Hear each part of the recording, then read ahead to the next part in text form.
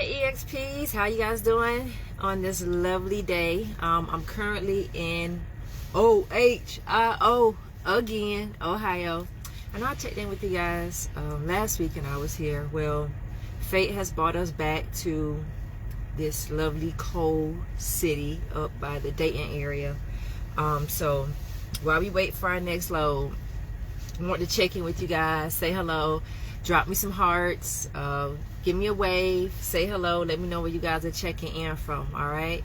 I want to talk to you guys today about tour management roles, responsibilities, and positions, and also talk from the strength of someone who has been executing tours full-time now for the past 8 years and has seen the good, the bad, and the ugly. All right, we're coming into the spring and the summer, and T and I are already getting calls and emails for potential tour opportunities. So I want to read an opportunity to you guys, because I want to give you guys a good case study, a good example, something that you can kind of latch onto and keep in the back of your minds as I go through, you know, some of the things that you need to keep in mind in the tips and the tools that you need to be mindful of when you are applying for tours. So this is for all of my EXPs who are looking to move into tour management positions, who want to work on tour as a tour staff member, who may already be seasoned and have executed numerous tours,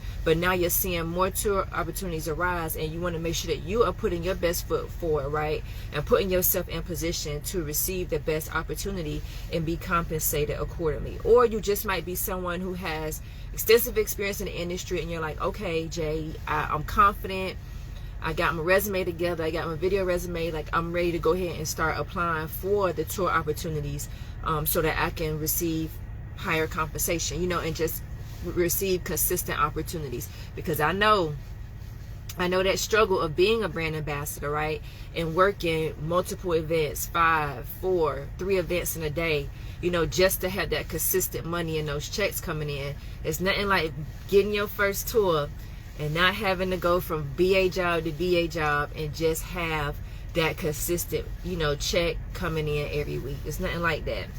But I'm here to tell you guys, you know, with post-pandemic, and we're starting to see more events, especially more tours. I'm getting a lot of emails and calls for tours already in this March, which is about the, you know, the right time, because a lot of tours will be launching in the spring and the summer.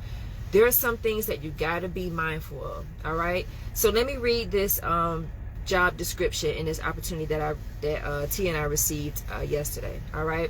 We're looking for an energetic, charismatic tour manager to be on-site lead for a traveling activation tour promoting entertainment partnership. Duties include overseeing daily operations, setting up, breaking down, transporting activation elements, driving a box truck from each event, communicating with the venue staff, ensuring event program runs smoothly, managing all requested metrics. The tour manager sets the standard of etiquette and energy throughout the tour when interacting with both the clients and the public to ensure the highest level of service is provided. Daily, weekly duties throughout the project, the tour manager will produce all the necessary production documentation.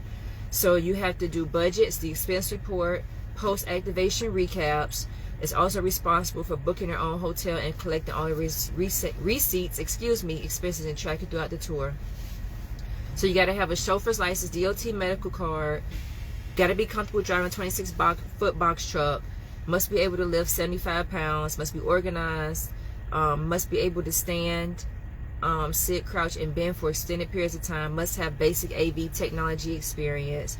In addition to all of this, you need to have high energy, need to be an extroverted, social personality, and a productive, proactive initiative taker. So this tour, they're looking at about 6-7 weeks to begin in April. Very descriptive, right, with regards to what is required and what they're looking for. Look at this lady in this truck. What they're looking for with regards to the tour manager. But here's a couple things that I definitely want to point out, and I want you guys to be mindful of when you're applying for tour opportunities. First off, what does the compensation package look like? Nowhere in the email, nowhere in the job description was the compensation package laid out. And while a lot of times a lot of account managers and staff coordinators like to have a interview and to talk to you first to really determine, okay, what is your number?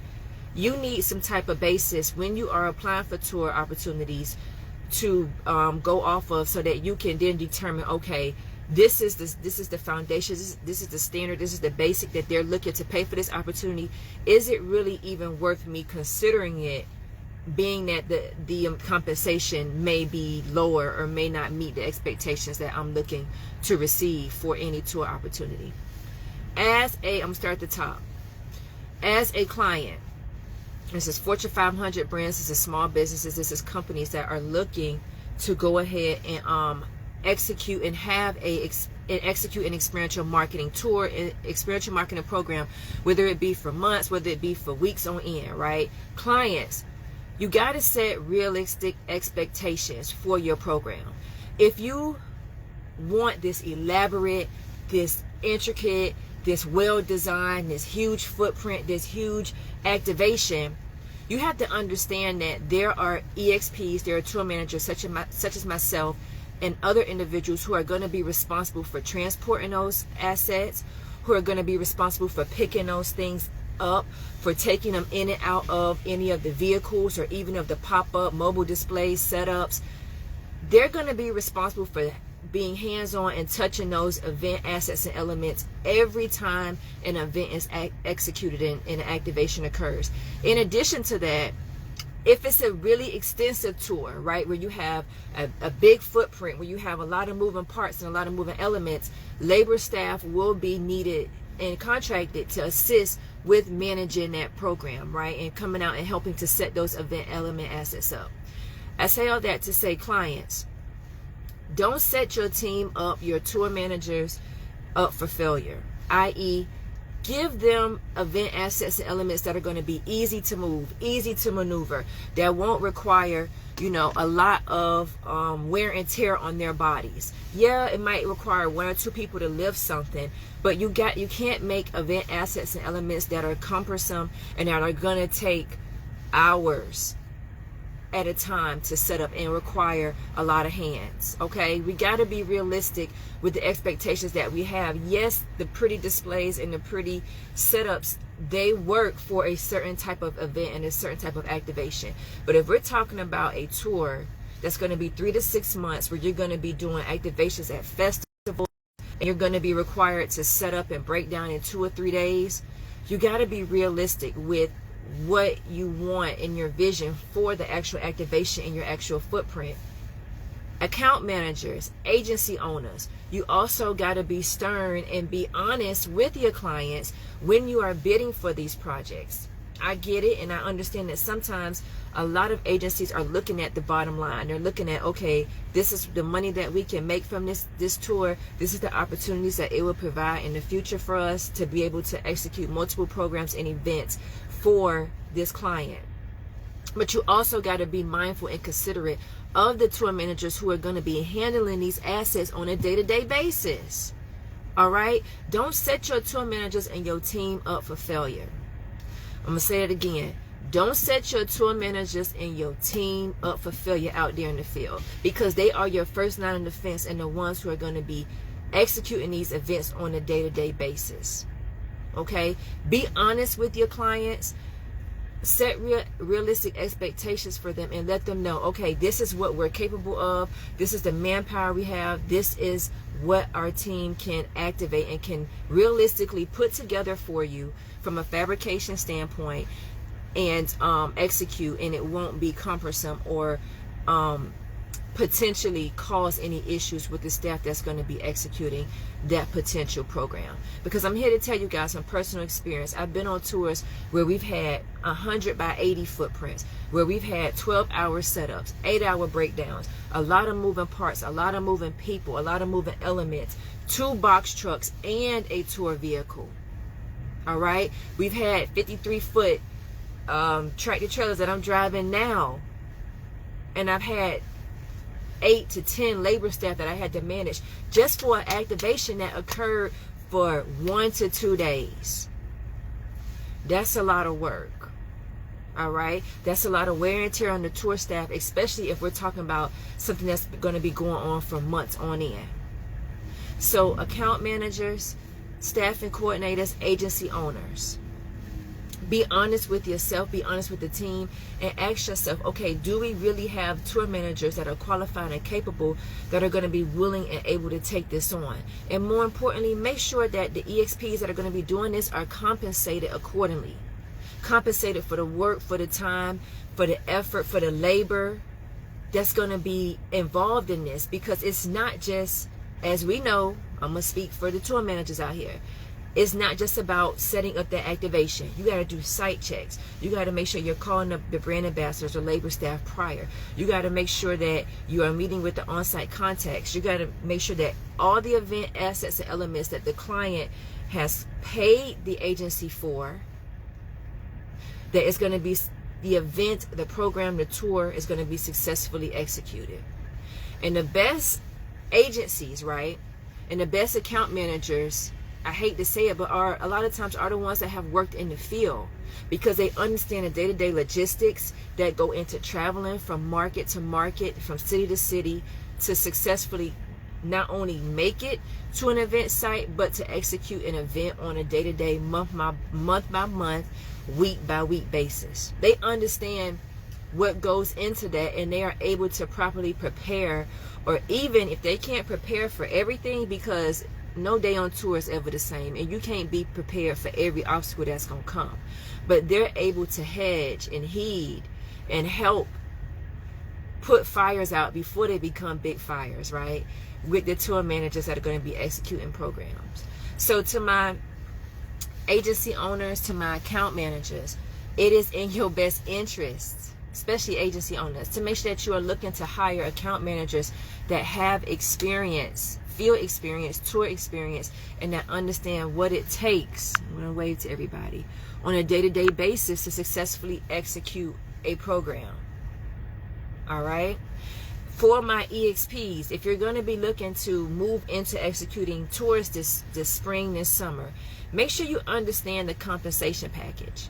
Make sure you're asking questions such as, how many hours are going to be required for setup and breakdown? Have you and the team in the office had a chance to look at the event assets and elements? What are you anticipating the setup and breakdown time is going to be?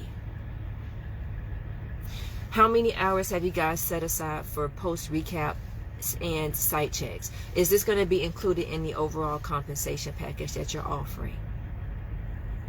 Is there room for negotiation with regards to the compensation package? What if the allotted hours and the time that has been contracted to me via contract, what if I exceed that in a week by week basis? Are we able to go back to the drawing board and renegotiate my contract? How many days off do I have a week? Will I be required to keep an ELD and do a DOT reset? How many hours is the actual activation? How many hours do you guys anticipate I'll need to set up the activation so I can plan accordingly, because I have to factor that into my overall hours for the week? You guys get what I'm saying? Okay, this is all lingo. These are all things that you have to be aware of when you're looking to progress and execute tours full-time as an EXP. Okay? My agency owners, especially the ones that understand and value EXPs in the field, you see the importance of making sure that you hire EXPs who have prior experience, and I appreciate that, and I applaud you for that. But we got to do a better job of making sure that the EXPs, especially the ones that are going to be executing these tours, have all the details and the information they need to make a sound decision and determine whether or not this tour is the best option or the best opportunity for them. And EXPs, I'm here to tell you, not every tour is a good tour. Not every tour opportunity is the best opportunity for you. How many of you have signed on, committed to executing a tour, and then the first week of the tour, you see all the extra work, all the extra responsibilities, you see that the account managers or the staff and coordinators took no time or initiative to really set you up so that you were properly prepared for the tour, and you are regretting being a part of that tour moving forward? How many of you have had to go back and negotiate your terms of your tour because of the extra work and the responsibilities that were added to you? How many of you have had to step in and also serve as an account manager on tour? Okay, you guys get what I'm saying? So these are things that you have to keep in mind, that you definitely have to consider when you're going to be looking to take on tour opportunities. And do the math. Look at the weekly compensation divided by the number of hours that are going to be allotted, and see if it makes sense for you to be a part of that tour. And if not, it's up to you to go back to the drawing board, negotiate your rate, ask for additional compensation, and to plan for those unforeseen elements. Because I'm here to tell you guys, tour life isn't for the weak, and tour life isn't for everybody. The ones that excel and that do well understand that, yeah, you're going to have the first 1 or 2 weeks where it's going to be like your initiation of your tour. You got to learn all your elements. You got to work the kinks out. You got to find your system, your way of setting up your truck, your box truck, your event assets, your event elements, so it works for you and you can work smarter, not harder. All right? The name of the game is to be efficient. And the name of the game is to successfully execute a tour and complete a tour, not to feel like you're being overworked and underpaid. So account managers, take heed. My agency owners, just be mindful of the opportunities and have those honest conversations with your clients so that they understand the value and what's going to be required of the tour managers that are going to be executing their programs on a day-to-day, week-by-week basis. All right? This is Jay checking in with you guys live from Ohio. I'll see you next week. Later.